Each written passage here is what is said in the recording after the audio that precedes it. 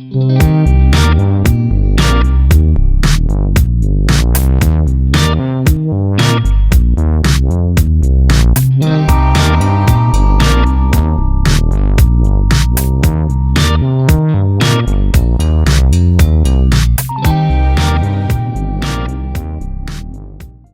everybody, welcome to the new episode of Everything Design Show. So I'm Nicholas, and today I have a special guest. He's joining us all the way from Ireland. His name is Xiao'an, and he's the Director and Business Development, Director of Business Development and co-founder of Li and Ortega. And the company mainly does sound, music, sound, and voice for games and other media. Xiao'an is an entrepreneur, a speaker, founder of the Asian Games Summit, and he graduated from the Berklee College of Music. So that's my very quick introduction of Xiao'an. But hi Xiao'an, say hi to everybody. Hi.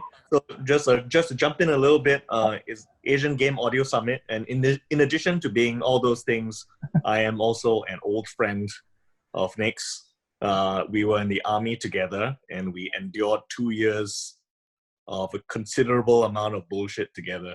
I hope it's okay for me to say that. That's fine. I don't think I have any kids on the show, so as long as we can get too vulgar, we should be fine. All right, yeah. But the 2 years was good. We did, we met actually in army. So we were both in the music drama company. And we were performers for the army at that point of time. I used to sing in the previous life, and Xiao'an, as you can see, is still in the music world. He was in the band, but he also helped us sing when we needed a bass for our vocal ensemble. Very multi-talented. Can play the bass, the guitar, many different instruments as well, composer. Maybe Xiao'an, why don't you tell us a little bit of what you're doing now in your line of work? So the long and short of it is that personally, I am writing music for media, right? So that includes games, that includes advertising, right? And honestly, anyone who wants to throw a few bucks at me, a considerable few bucks at me, then I will work for them, right? And in addition to that, the company that I run, we have a team that does music also, sound design, right, as well as sound consulting, because in interactive audio, for games, there is quite a bit of technology required. So sometimes that requires a little bit of extra work outside of the typical sound design you might expect on linear media like films. And in addition to that, we also function sort of as a voice agency, right? In that we arrange for VO recordings and stuff for games and other productions. Okay. What's the latest project that you've the non-confidential project that you've been working on that some of the maybe have some experience with those games? Sure. So I would say that the game with the largest number of players that we've worked on is Free Fire by Garena. It's the game studio is based in Shanghai, but it's a Singapore incorporated company known as SEA. Yep. Right. I don't know if you call it C or SEA, but the game has 450 million users worldwide. Wow. So it's a battle royale game. It's quite popular, and we've been quite happy doing a bunch of voiceover work for them. Hopefully, they'll hire us to do some of the other stuff as well. Yes.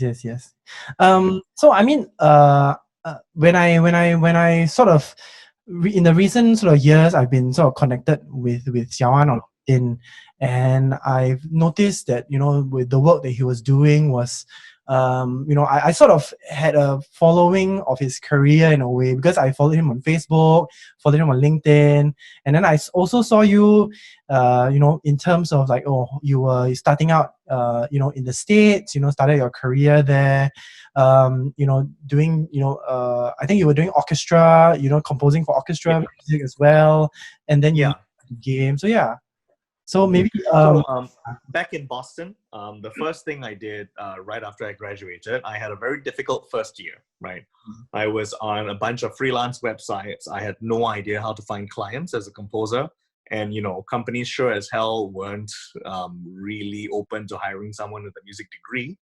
So left with very few other options and needing some kind of a reason to stay in the United States for a longer time to build my career, I started an orchestra recording company. So I called friends, friends of friends, friends of friends of friends, sold my guitar, and created the first show reel for the orchestra. Um, it was a pretty difficult 5 years. It wasn't great money, but it was enough to keep me afloat. And it was a very educational experience because I would produce, conduct, manage, hire, and these orchestras, and also help to negotiate salaries and stuff, mediate discussions between the musicians union and my clients. So all in all, a very effective learning experience. It was also through this, it was this that I used as a vehicle to begin learning about sales. Mainly the outbound sales is it's pretty much bullshit nowadays. All right. So it's extremely difficult and very hard to scale. Yep. So I learned a little bit about inbound content marketing, right? I learned about, setting up a website, everything, basically when you have to do everything yourself, you learn a little bit about everything. I think that this is it has shaped my thinking and my brain, so that I'm able to very quickly come up with mishmash of solutions to problems that come up as and when they do. Yeah. So I mean, I would imagine, when you were in school, they would have taught you all the things that you need to learn in terms of, jazz. But, you're talking about these other skills. Did they cover that in school, or were most of it was, on the road you had to pick up on your own? I had one conversation. I had one or two conversations about business with some professors in Berkeley. One of them advised me to go to LA and knock on some doors. So in other words, I think that advice may have worked, I don't know, in the 50s, if I was white. All right, and privileged. But while I am from a privileged subset of Singaporean society, that doesn't cut any ice in the United States. So I knew immediately that what he was telling me was a bunch of crap, right? Even though he was well-meaning and it probably worked for him, but they did not teach us really anything about business. I mean, you learn about licensing and stuff like that in the music business major, right? You learn about managing a band and stuff like that. But I think when it comes to the issues of sales, of marketing yourself, personal branding, that kind of stuff, the very practical stuff, it's like you learn. I don't know what necessarily to equate it to, but when you leave the school, then you have a lot of these things that you don't really have a lot of applied knowledge, right? So those things were all very much picked up as and when I needed them. Yeah. So I mean, you talked about this, applied learning, which is something that we're hearing quite a bit about in Singapore. How your degree should be a step up for you in terms of getting that applied knowledge. What would you have if there's something that you could add into your degree right now? What's one lesson or module that you would create that all future musicians or people who are doing a bachelor's in music or starting out their music career, what's one module that you think will be very useful for them that will really sort of get the ball rolling? So Nicholas, you will remember probably that this was a lesson that I needed to learn very badly in the army. So my module would be how not to be an asshole. Okay, because no matter how good you are, and even if what you feel like you're just demanding high standards of people because you believe they're capable of it, right? How you come across and how you understand how they're feeling and what they need to hear is very different from just kind of bulldozing through and trying to get a result. So I think, maybe that would be one of the classes, like one of the weeks, right? How not to be an asshole. And the rest of the time, I would be focusing on where to meet people, how to meet them, and how to maintain those relationships, right? Because in my experience, for my work, I've had jobs come after 3 years of carefully nurturing the seeds of Wow. a tenuous relationship, right? So I cannot overstress how important it is to learn um, about people. And it's not just how to be friendly, right? Because you can be friendly and talk about yourself all the time. You also need to know how to balance your conversation. You also need to know how to ask questions, Mm. right? Because if you don't ask questions, you never get answers, Yeah. right? It sounds cheesy, but like, how else are you going to learn important information about someone else? You need to know about their goals. Yeah. You need to know about things they like and don't like, so you don't bring those things. You don't bring the things they don't like up. For example, if the person you're talking to happens to be religious, regardless of your own personal views, there is nothing to be gained from trying to correct their deep-seated beliefs. Yeah. So you need to have that sensitivity and prioritize the other person's needs and wants over your immediate need to say something stupid. Yeah. So I would say that, yeah, if I had to include one particular module, Yeah. right, it is specifically people skills. Yeah. Yeah. Wow. Yeah. That's something I'm surprised. But I mean, when you talked about mentioning how you were in army, even I mean, when I think back about it, I actually before I had this conversation with you, I thought about it, and I thought actually one thing about Xiao'an that I really liked, thinking about my relationship with him, is that you were always very honest.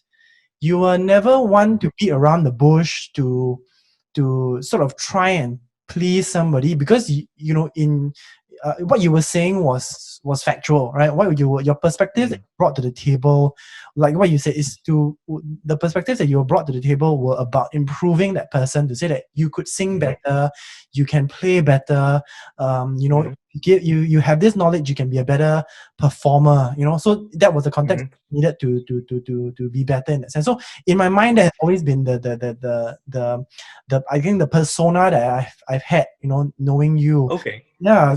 Thank you. I think that's a very generous interpretation, and I appreciate it.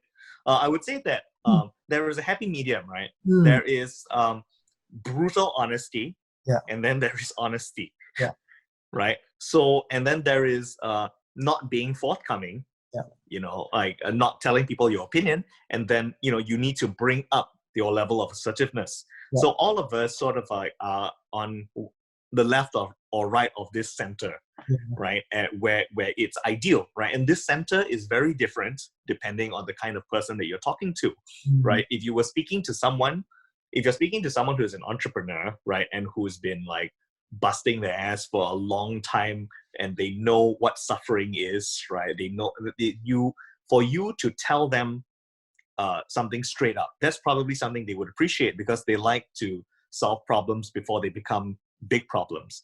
Whereas let's say you were a manager and then you got a fresh graduate, right, from a privileged background, right, and you have to work with them because HR let them in, right, and maybe they're smart but they're really sensitive, then your honesty has to be tempered with different styles of delivery, right? So being able to shift your center wherever you need to, right? That I have this that side already, right? So for me, the strength has been being able to shift that to the center, and sometimes even more to the left if I need to. So yeah. No, I was gonna say, which is great. I mean, that's it. I mean, yeah, we talk about that brutal honesty that you had, maybe 10 years, or more than 10 years ago, and if you shift, I mean, it just shows that we're all learning, right? I mean, we're all improving, and so which is great. Yeah. So I mean, you've been overseas for the past 10 years. And you're starting to sort of maybe potentially come back post COVID, look for maybe look for work here, or more projects in the industry. Just based of your own experiences, do you feel that within Singapore and maybe in the States, or other countries, are there any big differences in terms of the music industry or the music scene in Singapore? Well, okay, so let's talk about it from a very practical standpoint. Okay, so just in terms of market size, right? Domestic market size, China, US, Singapore, completely different, Yeah. right? So if you were trying to tackle a domestic market, like say people, uh, Singaporeans, Chinese Singaporean singing English music, you know, because they would be catering to the mostly English speaking Singaporeans, like that's a small market, Yeah. right? So, but let's talk in the context of advertising, right? I mean, you're familiar with the fact that, depending if you're a third party contractor on an ad, right, they will kind of adjust your rate, or you will have to quote your rate depending on the usage, the term, the number of territories and stuff like that. So if the thing is going to be locally shown, then in Singapore, I've experienced some less than ideal rates, right? I mean, and I think that these less than ideal rates are okay as long as you temper your expectations. Yeah. But sometimes if clients are unable to temper their expectations as to the quality or as to the amount of bells and whistles that you can put on something, then your expectations don't match reality, and then that's where you get unhappiness. Yeah. So the difference, I think, in the industries is that where there is a bigger market size, it's just going to be better paying because the ads will make more money, right? They are able to sell that, right, with that in mind. So I think that if anyone wants to do creative work in Singapore, they should temper their expectations, especially if they're coming back from the US. But just to clarify, most of my clients are from overseas. Most of my clients have never been where I live. Even when I lived in Boston, most of my clients were from outside of that.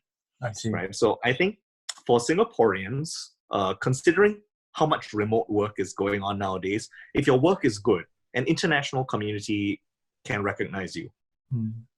Right. So if you're a Singaporean and you want to work in Singapore, and I've talked to a lot of Singaporeans who seem to have this very fatalistic mindset of, oh, it's small, we'll never be able to do here what you can do overseas, which is nonsense, right? Because I know brilliant musicians living in New York, hoping for a chance to one day play on Broadway, living in a tiny apartment with 3 other people, right? And you got to ask yourself whether Singaporeans are willing to do the same. And I think, we're just far too comfortable.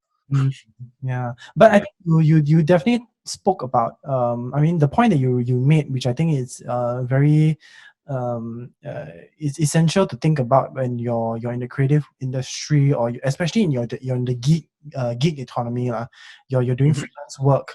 To showcase you need to be able to put your work out there. I mean, you need to be able to put quality work out there. Do you think apart from putting their work up on the digital platforms, whether it's YouTube or Instagram, how would you what would you recommend someone who's new to this, to putting their music out, apart from platforms, what else they could do to grow that their potential client pool, especially internationally?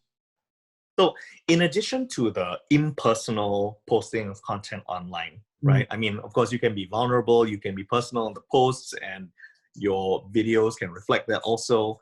But that's, by and large, it's sort of a very detached thing to do, right? So in addition to that, you must constantly be connecting with people from all walks of life, right? You never know who knows someone who could eventually give you $1 million, right? So I think it's really important for people to be constantly meeting others, and I think this has to be a central part of your business. Long gone are the days when creative people were allowed to be weird, right? And I mean, you can still be weird, but you have to be personable. You have to be able to get along with people, and people have to be able to trust you, right? Because previously maybe you had to work within a radius of a few kilometers, right? Because that was the size of the town. But now, because of the internet, if people don't like your personality, they can tell you to piss off, right? They can go somewhere else. They can go on Fiverr, right? And chances are someone who's on Fiverr could probably be better than you, Yeah. right? Because you don't know what country they're working in with what standard of living, Mm. right? So if they're working in a country where $50 for a gig is great and it's going to feed them for the week, then why the hell not, right? In terms of how, in addition to doing the online posting, the impersonal stuff, and then the personal stuff of meeting people and maintaining these relationships, I think we need to sort of remember how business was conducted in, the old days, where you have a main street and you have people hawking their wares, right? And if you kind of if you've been in any sort of street food culture where you see people vending things on the street, they will be shouting things, singing slogans, right? Literally, that was just ads, right? And people would be talking about their wares, right? Even now in Singapore, you see this uncle or this auntie with a mic, right, selling some knife or some detergent, right? And some of them are brilliant, right? And I think we need to take a leaf out of their book, because they are loud, right? They are speaking louder than other people. They are penetrating, right, the milieu, right? They are getting noticed, right? That's number one. And then once you get noticed, you have something that's important to say that people are interested in. Hire me is not interesting. It just never is, right? So if we think of, like, let's say, I like LinkedIn a lot, right? I think it's much less of a dumpster fire than Twitter, and Facebook is generally just for friends, right? But LinkedIn, I feel like it's a great and growing international community where you can still get noticed, right? And you can keep things on business. Yeah. Think of that as your main street. Why should people strolling down their timeline or the main street stop at your thing, right? And at that point, when they stop and they see that it's entertaining, right? Maybe you walk the street several times before you decide to walk into the store and buy something. So, and maybe those people, maybe some other people are entertained by it, but they're not in the market for your services.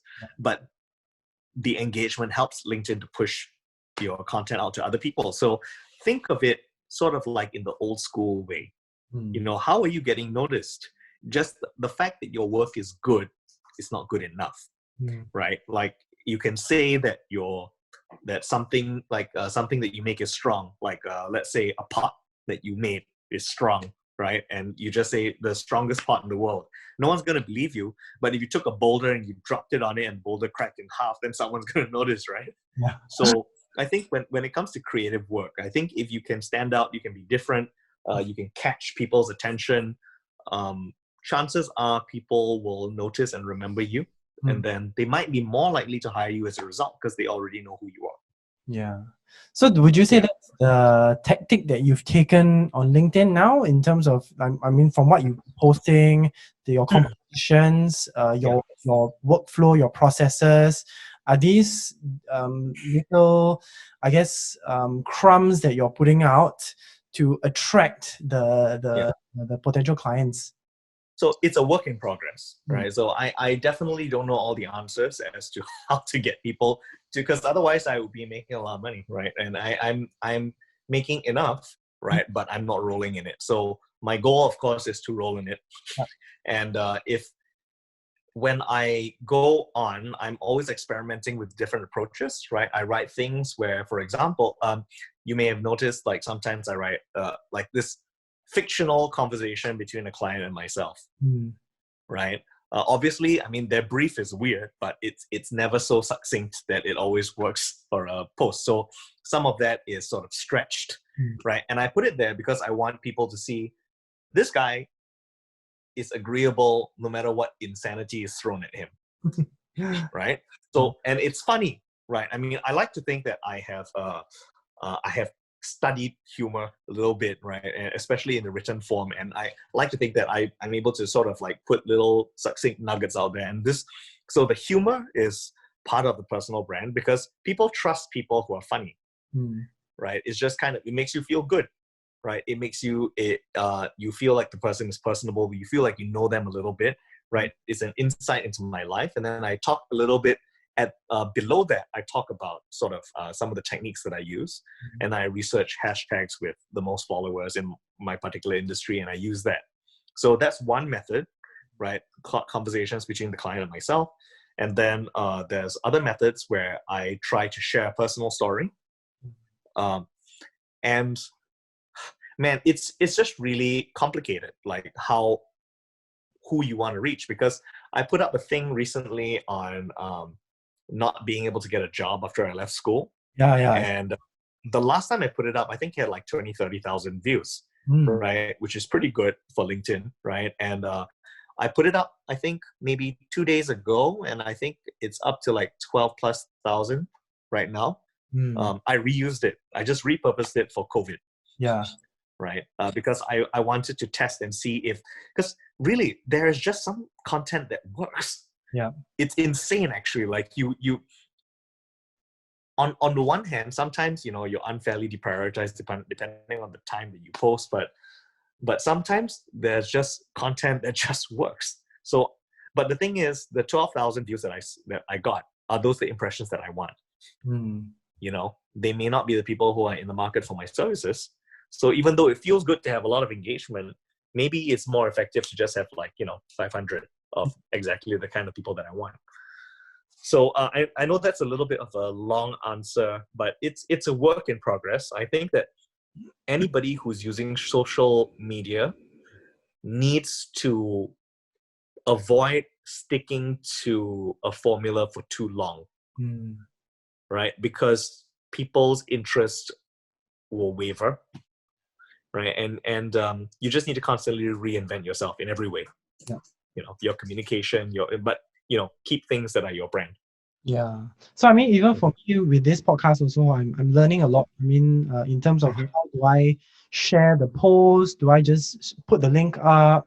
Do I take a snippet out of it and then post it as a video?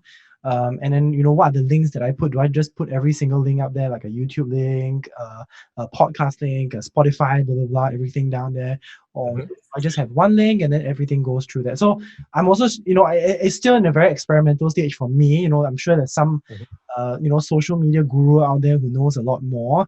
But I agree. I think the experimentation is a very important process, because I mean, social media works, very dynamically, in different platforms very differently as well. Not just about the time you post, it's also about what content you're putting out there. So I think it definitely is an experimentation that we're both going through and trying to explore as much as we can. So I mean, I definitely, and I think going back to what you mentioned about why that post sort of got so much attraction or impressions, 12,000, 20,000 impressions. I think what struck me about that post, being someone who's known you for a while, and we talk about the character that you were, about being brutally honest in the past. I think that post showed a lot of humility. I felt, and it represented a lot of we were talking about this just now, about showcasing yourself to be a little bit vulnerable in that sense, as a human being, building that connection. And I think that vulnerability, or that post do give people a sense that, hey, this guy is human, and he's not stuck up, or he knows what is the process. He's been through a bit of shit, and he's been through a tough time. And I when I read that was the train of thought that went through my mind. And I think now that we talk about it, I think that's something that reinforces that idea about being when, even though you're posting through social media, there needs to be you need to give a little bit of yourself to a certain extent, because if it becomes plastic, then people cannot connect to that post. And I think even though LinkedIn is a professional platform, I think having that human aspect really does help with that post. So yeah. Absolutely. People are starved for authenticity. The key word, I think, for marketers and stuff like that for this decade, I think, is authenticity. Yeah. Especially now, you look at COVID, right? The marketers that are not doing a good job are very plastic in the way they put something across. I mean, you bring together a few people and sing a song in the office, you have a Zoom party. Who gives a shit? Who gives a shit?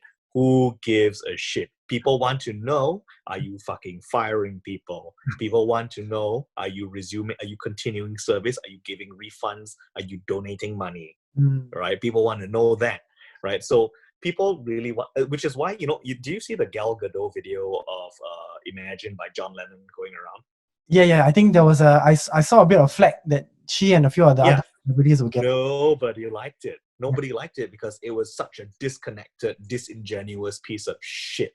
Right? I'm a fan of Gal Gadot in general. Right?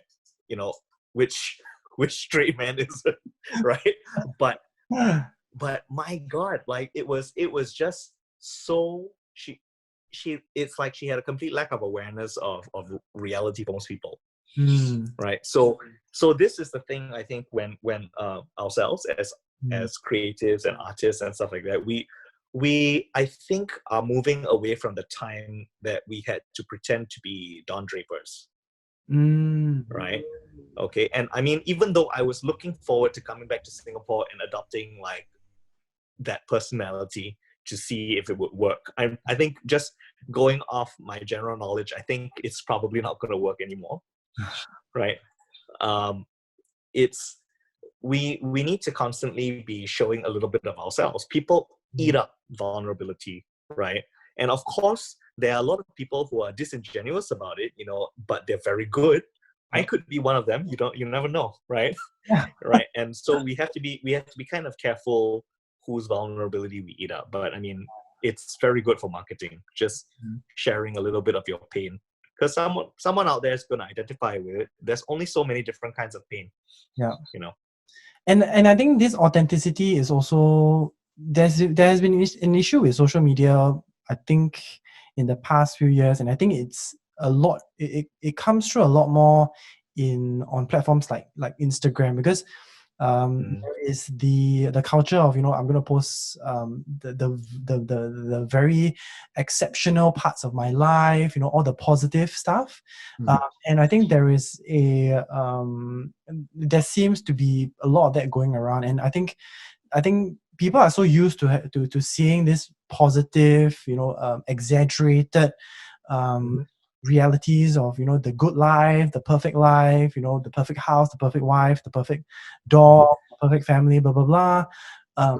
But the realities of life are more than just the good stuff, right? So when I think the authenticity is showing the balance of the good and the bad, and saying that, hey, everybody's having a bit of a tough time, we don't need to be assholes about it, or we don't need to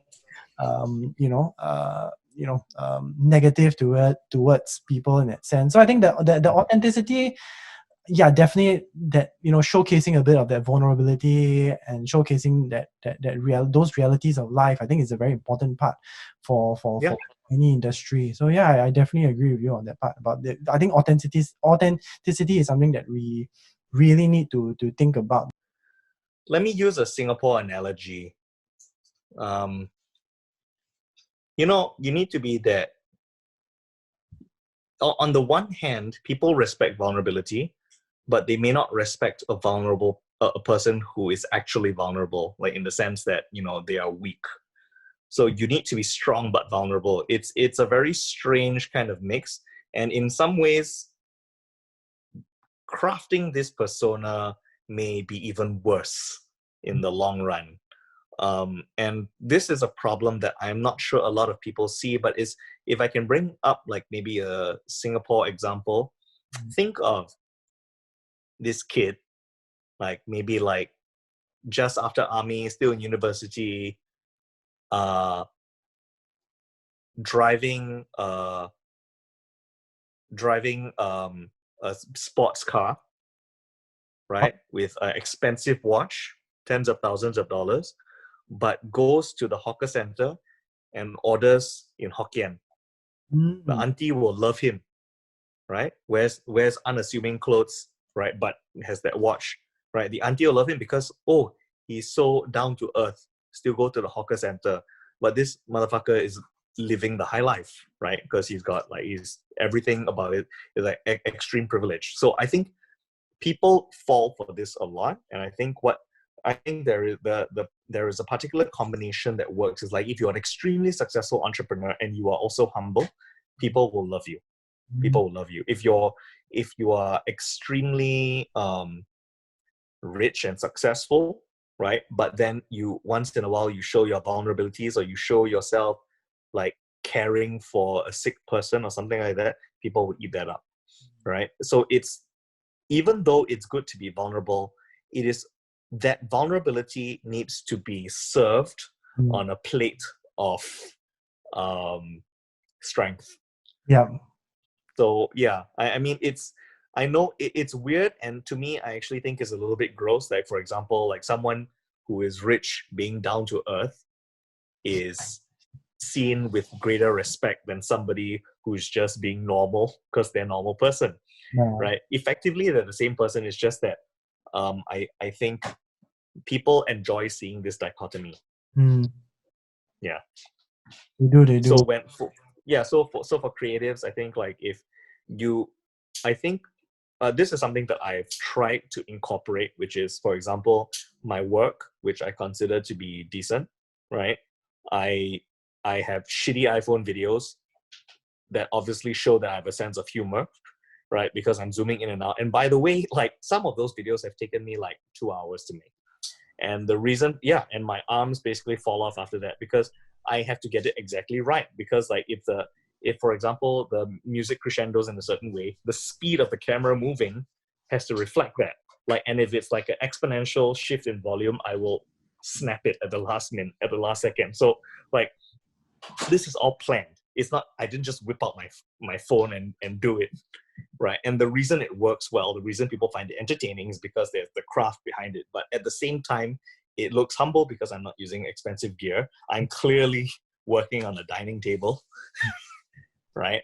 So there is a little bit of that in there. I think this is a formula that works for me. I think that as creatives, I think we also we cannot just have one flavor. We cannot be one-dimensional. We have to show a couple of things. So having a sense of humor and obviously not taking myself too seriously, but the work is good enough that you know that I take the work seriously. That communicates so many things in just a video where I don't even speak. At least this is what I like to think, right? That people are getting off it. But this is that was my thought process. So this juxtaposition, I think, is really important. Yeah, I mean, you talk about using the types of equipment, right? Nowadays, I think, in terms of video, just purely on video, people, you talk about, a lot of the local media companies nowadays, not the big agencies. You can see that the content that they create, even though they got money to buy, expensive equipment like 4K video cameras, but a lot of the content that being created still is done on the mobile phone, right? I think there is that the mobile phone things that are created on a mobile phone do give off that sense of I think, going back to what we talked about, the authenticity, because it doesn't feel too structured or too planned out in that sense. There's still that that it removes the whole idea that you photoshopped it, or you did a whole video editing or VFX. So but the mobile phone does give a little bit of I think that there is a sense that this is something that's real and something that's authentic. I think that strikes a very good balance for you. So I mean, I agree. So I mean, so moving on, moving on in terms of that authenticity thing, I think I was noticing that the work that you were doing, and your the projects that you've been doing, and the things that you were learning, and that we talked about this at the start just now about skill sets, right? You I mean, would you sort of categorize yourself as, if there's one role, right? Do you think that you could categorize yourself as one role, like I'm a composer, not a computer, sorry, a composer, or I'm sort of a musician? Because I noticed that you talk, you talk about things like, oh, if I'm a composer, I also have to do my own mixing, I also have to do my own sales, and I have to do my own communication. But in terms of the technical wise, I have to do my own mixing. I may even have to do my own recording in terms of the factors or the musical instruments. The question I wanted to get to is, do you feel that in the creative industry, we are allowed to be specialist in that one specific area, like for example a composer or a mixer, a person who mixes music, or a musician in one particular instrument, or does it seem like now the need, in the music world, there needs to be a broader scope of skill sets to be successful in that sense? Or still, can I still be a specialist in one more skills? So I would say that if you are a specialist, you have to be really, really, really, really, really good in order to qualify as a specialist in just one skill. However, if you are an 80% specialist in two skills, it is less likely that you will find someone who is specifically an 80% specialist in those two skills to compete with you. And if you are 70% specialist in three skills, right, and you combine them in a very specific kind of offering, your competition eventually dwindles. I mean, so does your potential client base, who may not have a need for all three of those skills at once. But this is a way for you to niche down. I would say that for a composer, I do not consider being able to mix and doing all this stuff as being a generalist. I think that it's simply that the definition of what it means to be a composer in the 21st century has fundamentally shifted because of technology. So if you are a composer, right, especially a composer for media, specifically a composer for media, right, I would expect you to be able to do all those things. If not, I would expect you to be able to deliver all those things, right? If you have a team, I don't care. I just care about the final product. I think most clients don't really care whether you work with 10 people or 20 people, as long as they pay you the same rate, right? Which sucks, right? Because often the rate is so low that you just have to do it yourself. So I don't think it's so much that, so for composers, I think it's not so much that we have to become less specialized. I think that it's just that the scope of what it means to be a composer has grown. Yeah. And in general, for people, I think that being a specialist is good, but you should be a specialist in at least two things, if not three things, in order to provide a service. Let's look at composition for a minute, right? So if I were a specialist in composition and composition only, I would not be able to mix, I would not be able to produce, I would not be able to deliver a final wave file that is what the client needs. However, I would be able to provide a really good composition, after which I would be able to, maybe I would get a contractor to hire an orchestra, right, and hire a recording engineer who record that, and then that gets sent off to an editor, and that gets sent off to a mix engineer, right, and then through this all, iterations are being overseen by the client and the composer, right, with approvals and stuff like that. And then at the end, you send it off to a mastering engineer who processes the piece so that it sounds best in a specific type of playback system, and that it conforms with maybe digital streaming standards, etc. Right? So all of a sudden, we are taking a process that requires more than 100 people, 100 people or more, right? And then we are putting that all on a single person, right? So being able to do all those things allows you to do the job. It is not ideal because you may not get the best result, right? But we can't be divas. I mean, maybe it's not the best, but maybe it's what the job needs. Yeah. And maybe it's what's possible given the budget. So if you want the job, suck it up. If you don't want the job, no problem. Why are we complaining? You don't need it. Yeah. I mean, I think definitely different markets have different demands in that sense, and for what you just described, the market is, they're going to pay X amount to expect, you know um uh, the output of XYZ, right? And that's the price that they're willing to pay. If the reality is, if you're not going to take up that job, either they'll find somebody else, tomorrow or the week after, right? So and it's not to say that no one's forcing you to take the job. If you're not happy with it, with the job sort of scope, and you think that it's either too big or you really cannot finish it, then it's your choice. Nobody's going to force you to take up that particular job at the end of the day. So yeah, yeah. Then I agree in principle. On the other hand, though, I mean, we also have to look at the power dynamics, right?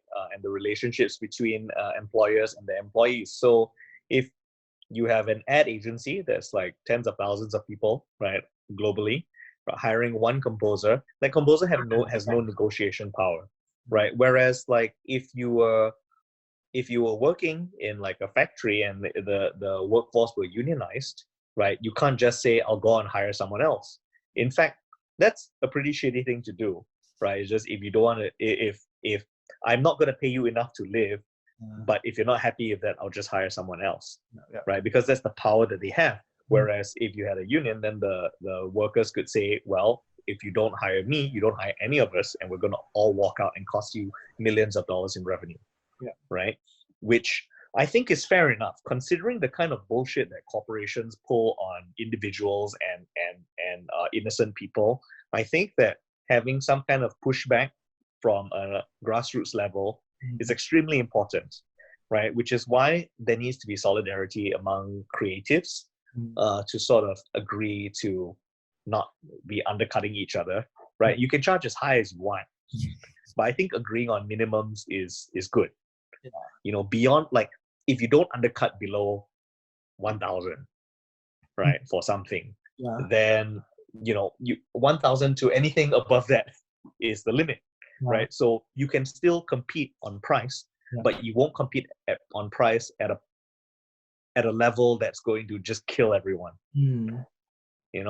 So I mean, some people might consider that price fixing. Okay. Yeah. Right. Right. But the thing is, I mean, when you consider, like, for example, like a large oil company, right, colluding to set prices and stuff like that, that's it's very, very different from a bunch of creatives saying we need this money to live. Yeah. So I mean, I don't see that happening at any point, really, but it is what will be necessary in order to bring rates up. Yeah. And then I mean, in the world of composing music, I mean, I don't think that there are that many people who have that skill set, right? Whereas if we're talking about graphic designers, every year, there are, I think in the range of a high number of thousands of graphic designers that are graduating every year from the Asian market and from Australia or around the world. I think graphic design is as a degree is there's such a saturated market in that sense. Of course, the jobs that are there for graphic designers are also a lot more than for, I would imagine, for composers as well. There's a lot more graphic designers. Which makes, I think, that solidarity a bit hard. I mean, I think for us as designers, and I've seen a lot of the graphic designers also, the trouble that they have is that people are saying that, can I not pay you? Can you do this for free? I think some don't even have that $1,000, minimum. So if that's something that we can strive for as a design community or creative community in our specific fields, I think that'll be amazing. But so there is a company. There's a company called there's a non-profit organization called Freelancers Union, and I think they managed to advocate to get put into law like a late invoice payment like penalty or something like that, or like you need to pay invoices to your freelancers within a certain amount of time in New York. Yeah. Right. So you need advocacy groups like that Yeah. right? It's not really a union, Mm. right? Because it's not actually fixing the prices, but it's trying to get signed into law certain regulations. Like, for example, is it ever lawful to hire a graphic designer for free, Mm. right? If you are a charity, maybe if you fill certain conditions, it's like there has to be just regulations surrounding this stuff, and in order for that to happen, there needs to be advocacy groups to talk to the right kinds of political leaders, right? I mean, I am not the right person to do it, Yeah. but that's what is needed. Yeah. I mean, hopefully one day we'll get there. I mean, Yeah. we also need to. I mean, locally in Singapore, I think price cutting has been quite a big thing. I mean, a few years ago, there was a few, like the government jobs. A lot of them were picked based on prices, and then there was this whole hoo-ha about, why is our government paying? You asked me if there was something fundamentally different between the US market and Singapore Yeah. market, etc., right? Yeah. I will say that in my experience in among composers in the United States, I think people trust each other more. Mm. I think in Singapore, I have noticed that people are extremely distrustful of like other composers. talking about, no, just other creatives, just talking about how much you earn, etc., and sharing information. Yeah, it's not really a thing, and that's great for employers. Yeah. Yeah. Yeah. It's great for employers, but in the US, people tend to be a little bit more forthcoming about this. I actually ran a group called Business Skills for Composers for about 3 years. There are about 7,000 composers in it, and very, very frank sharing of how much you get paid for stuff, licensing, sample licensing contracts and things like that. So I think we do need to have stuff like that in Singapore. I pray that I don't have to be the one to do it, because I'm really tired of doing that shit. But like, given my personality, there is a possibility that I might try something like that at some point in the future. All right, very good, very good. We may, if I can support you in any way of that endeavor, please let me know if you do decide to Give it a few years. All Give right, it a few years. yeah. Yeah. I guess yeah, but I think that sort of I think that's a good point to end off. I think this is a very good sort of closing point. I think when we, especially if we talk about, freelancers and the gig economy, in terms of how we can promote at least some form of consistency in how we're being paid, and ensuring that, the value that we provide is being reimbursed back to us. I think something that really needs to be looked at, and I think if we can get government in, or some form of organization to look into this, I think that will be something that's, I think, for the Singapore market, I think that's something that's very useful in the long run. We definitely need to start with something realistic, like never do something for free. I think is quite a good place to start. Yeah. Because that's the absolute rock bottom. Maybe we should start with never pay to do work. Yeah. I don't know if that happens. I mean, it certainly happens, like for bands, they have to pay to play. Right? Yeah. So, I mean, I don't know if that still happens, but it's usually for like shitty little gigs and stuff like that. And those are the ones where the people are vulnerable and must be protected, because they don't have a lot of sway.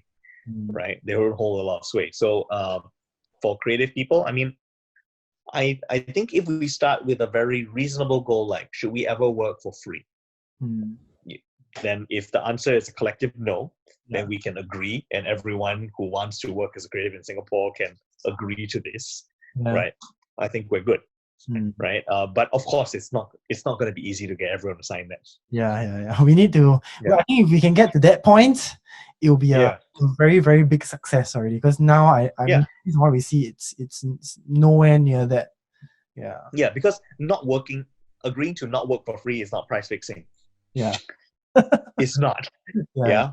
So fixing it out of zero, I guess, in a way. Yeah, fixing it out of zero, at least above zero. And I think, like, if working for free is different from someone paying you 1 cent, because if someone pays you 1 cent, that is just the most profoundly insulting thing. Yeah. Right. But if it's for free, I mean, you might still consider it, it's exposure. But if someone pays you 1 cent, it's just you you'll be more inclined to tell them to piss off. Yeah. You can pay them the 1 cent to go away. Yeah. Yeah. But Okay, cool, man. But yeah, thanks very much for coming on, Xiao'an. I think I really enjoyed the conversation that we've had. I mean, having you to come on and talk about the life of a composer and a musician, I think that really gives a lot of insight to the industry. And I think other creatives that are listening to this can also learn from it and really take into consideration some of the things that we spoke about. So on that note, I think thank you for your time, and to everyone who's listening to the podcast or the YouTube channel, thank you very much for your time. And yeah, we'll see you around. And if you want to connect with Xiao'an, I will put his links in the description, and we'll see you at the next episode. All right, see you guys. Thanks, Xiao'an. See ya. Bye. Bye.